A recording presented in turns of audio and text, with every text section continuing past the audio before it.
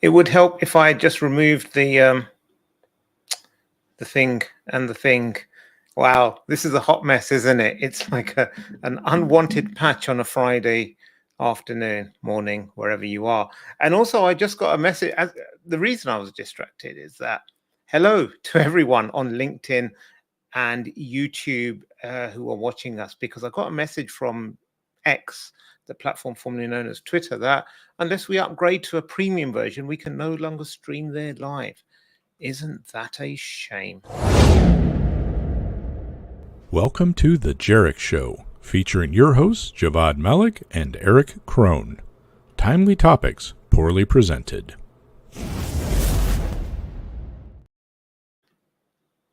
And yes, we've got Anne giving us the first comment of the day, Messi. And we're not talking about the footballer.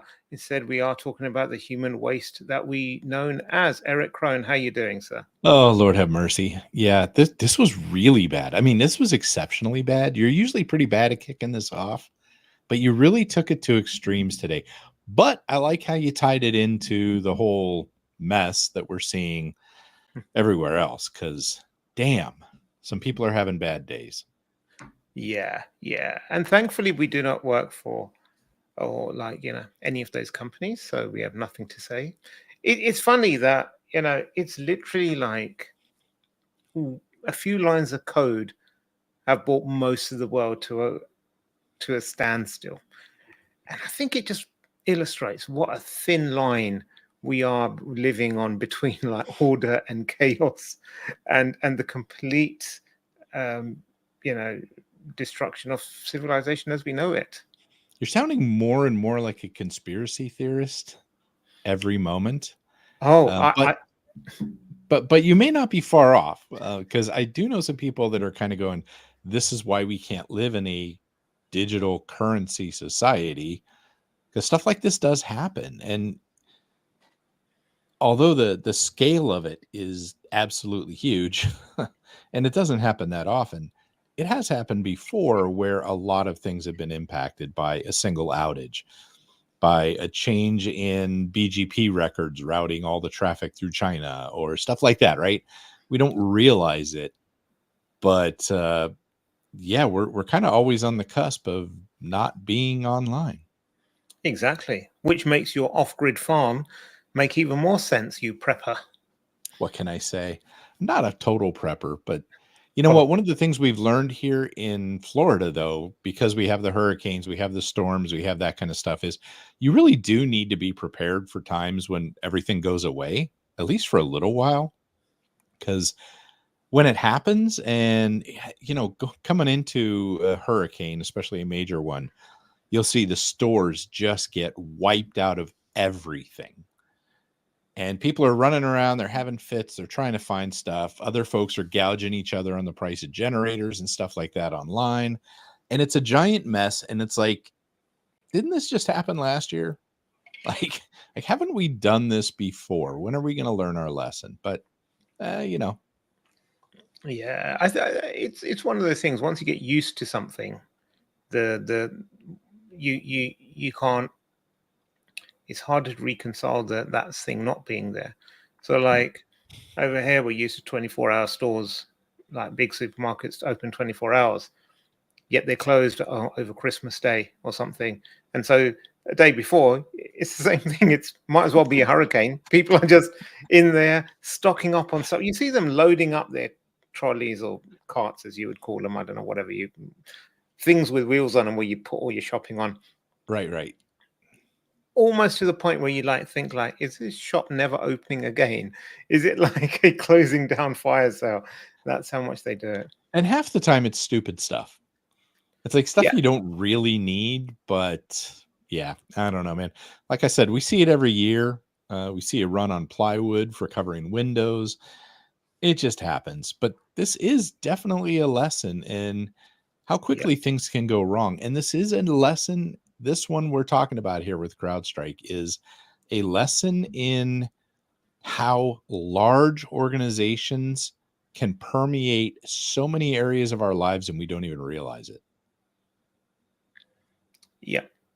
And you can see the CEO, Crowdstrike CEO, George Kurtz, said on X that a defect was found in a single content update for Windows hosts. Literally is a few lines of code that brought everything down. And this could happen to anyone. And it does happen to anyone and everyone. So not singling out CrowdStrike. No.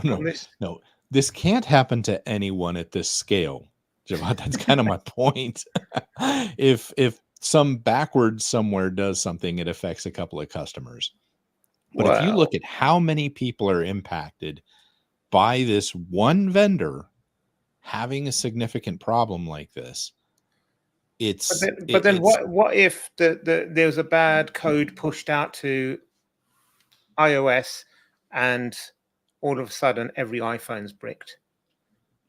I mean, bad code in iOS has been going on since. But I'm saying like it gets bricked or something, or it becomes unavailable. Or but again, what if Cisco gets owned, who network most of the traffic around the world? Yeah. What if, but that's exactly what I'm saying is our lives are in the hands of a couple of these huge corporations, and it's just really, it's interesting. You know, the internet was designed to be resilient, but then we find that like when Cloudflare has a hiccup, it wipes out like a whole sector of the country, right? Because we've taken this really resilient network and we've funneled it all through this one carrier that's offering us security.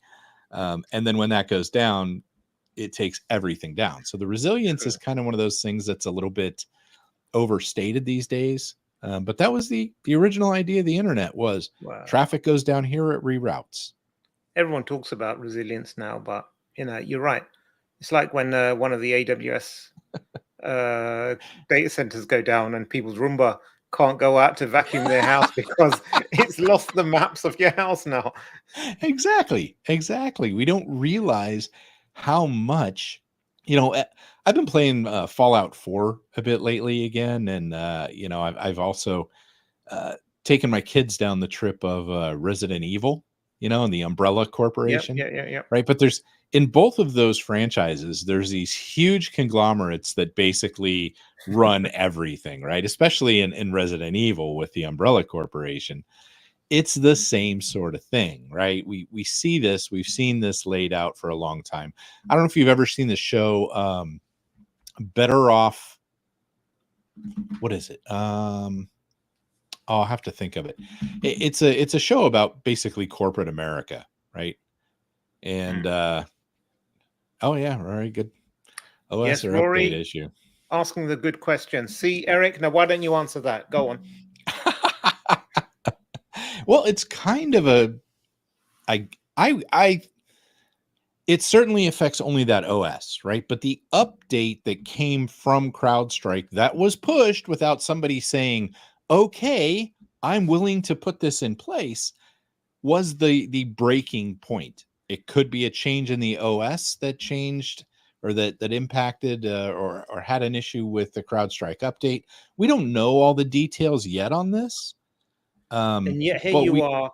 You know, this is why they say they should put a tax on microphones for podcasts, because people just get on there and start talking without knowing what they're talking about. This is why I respect Rory so much. I used to work with him back in the 451 days, actually. So that poor guy. No, we were in different areas, so he didn't see much of me. Yeah. Better Off Ted. That's the name of it. Okay. And it's another one of those huge conglomerates that kind of runs everything. And it's kind of funny because they make fun of how large they are and the control they have over everything. Yeah. But I think this is an important nuance here that Rory brings up, because I saw many reports saying, oh, Microsoft is down or Windows is down. Yeah. And yes, that was the outcome, but it was a CrowdStrike update that bricked Windows. That's now, what I said. Is there some responsibility? I'm saying it better. I'm sort of like mansplaining. When I say it with confidence. Actually. Yes.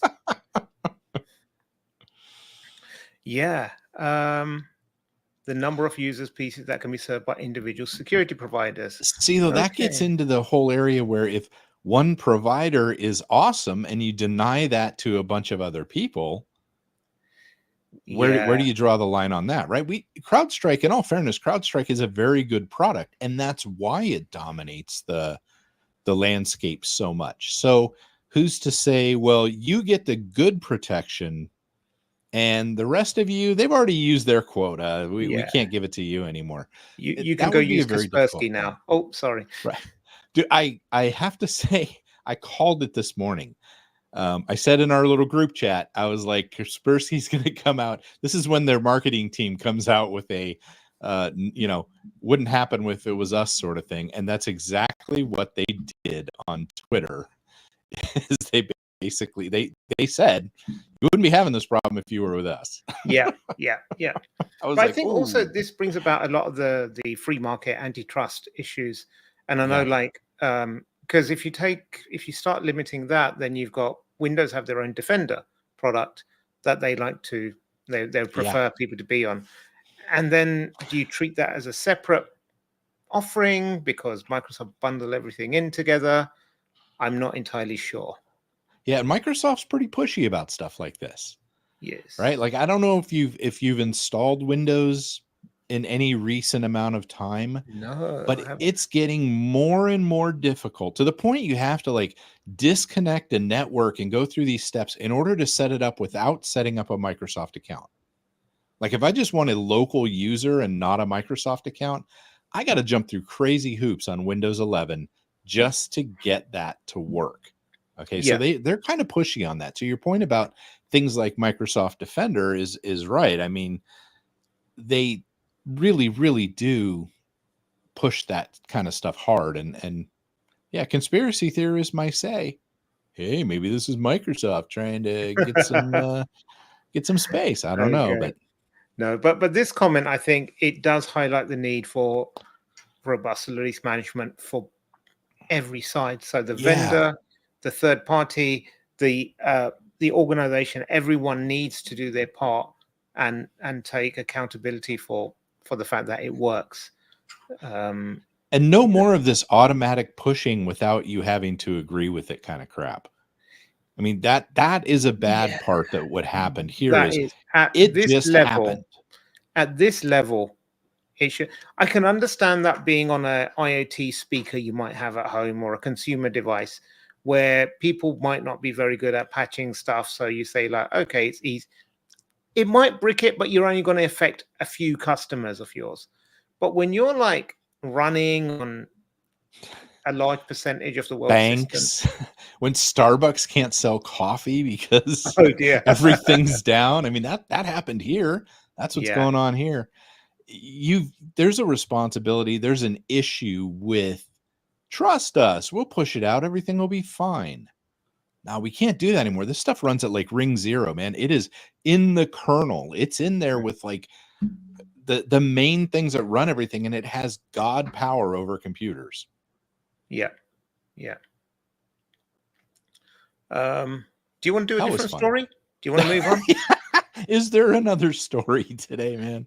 Yeah. Here I've got one, and this is completely different. It's about a malware that hijacks browsers with assigned Microsoft drive. And I'm not trying to bash on Microsoft today, but it's called hotpage.exe, and it was actually detected like half a year ago, end of 23.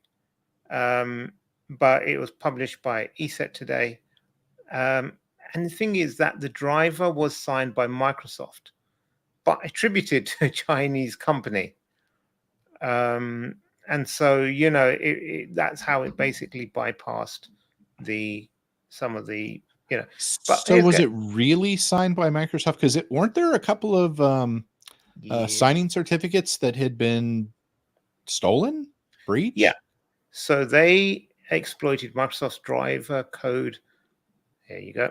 Signing requirements to obtain an extended verification certificate. Okay. ESET said this underscores ongoing abuses of trust-based systems for driver signing. The company registered in 22 has a murky background, and its domain DWA safe is now offline. And I think again this ties into the earlier story, is that everything is built on trust, and there's a chain of trust where everyone is following something. You have a bit of code, someone takes that, they put it into a product, that product gets wrapped up into a commercial product, that goes into pushed into an OS. There's lots of these steps, and each step you need to have some sort of verification. You need something like a blockchain to verify each step is done properly and signed properly, and that there's no way to interject something in there. So speaking of certificate things, I saw something on X, formerly known as Twitter, today, that was actually about some certificates that had been misissued, and the organization was refusing to revoke them because it would cause problems in all these places it was already in use. So they're like, oh, the rail stations would go down, and this would go down, and that would go down. Because if you just yank the cert back and you don't have something there and a way to issue a correct cert before you do that, I can see we're just popping things on the CRL, the certificate revocation list, for those of you not in the know, could and would cause a lot of problems. But this is another situation where we've got somebody up here pulling the strings or controlling all of this kind of stuff that made an oopsie that could be catastrophic. Otherwise, because it's not, or because they're not able to do it, it may leave some vulnerabilities open. Yep. I should have had coffee this morning. I haven't had coffee yet. I've been trying to chase this stuff down. You're just like really slurring your words. But okay, cool. Anyway, let's move on to something that affects Mac users now. Yeah. Oh, that's nice. I know. And this is like North Korean hackers are targeting Mac devices with the fake job interview scam. So they're apparently they're North Korean state-sponsored attackers. They're setting up fake job interviews in a bid to, get their malware on the machines. And this is a new variant of Beavertail, a info stealer, as it goes. So what are they doing? They're asking them to install something to do the interview? Is that? I mean, this is important right now with all the people at CrowdStrike that are going to be looking for new jobs. No, I don't think anyone should be. It doesn't say here. Okay. Exactly how it is. But normally what I'd assume, with these kinds of things, there's a couple of ways to go about it. Sometimes it's like, here's a portal. This is where we conduct all our interviews from. Download this and what have you. That's what I was thinking. Yeah. Yeah. Other times it's like, here, this is your pack for induction or something, and what have you. Can you induction? Is that what you call it over there? Is it induction? Oh, not hiring. It's induction. No, it's after you're hired. I mean, whatever. But onboarding. But it's just out there, and it's irrelevant of in the large scheme of things. It's irrelevant what it does afterwards and the exact method. The thing is, it's a social engineering technique. It's classic. It's pulling on an emotion. They normally flatter you. They appeal to your sense of greed or what have you. So, and this comes in many forms. It could either be, hey, we want to hire you. Please join an interview. Or it's like, we're doing a massive world conference. Please, we'd love to have you as a speaker at our conference. Sign up here. Right. Or it could be, oh, I've been looking for you my whole life. You are my soulmate. And all of these things are exactly the same in how they go about trying to, it's emotional manipulation. Emotional manipulation. It's like that that meme. My youngest son, he saw it once, and now he keeps repeating it. Anytime something bad happens, he goes like, emotional damage. I don't know if you've seen that one. Very nice. Very nice. Yeah. So, that's what I say that's what you say after every time I cut you off every week, isn't it? Pretty emotional damage. So with that, thank you for joining us, everyone. Thank you for your comments. Yes, I remember the I love you virus, Rory. Same thing. It was exactly the same thing. It was like people getting emails from someone claiming that they loved them or what have you. And it was, it was very, very, it spread very quickly. Oh, geez, I think I need some coffee as well. So anyway, Anne approves of Eric getting kicked off. So we shall keep that trend going. Until next time, I'm actually off for now for the next 3 or 4 weeks. So I won't be joining this. So maybe Eric will be doing it on his own, but we all know he's too lazy to set this up. So if not, maybe we'll have a break and see you again. But until then, try not to break anything. Don't push any unwanted updates. And no matter how much he begs or cries, do not feed Eric after midnight. Thank you very much.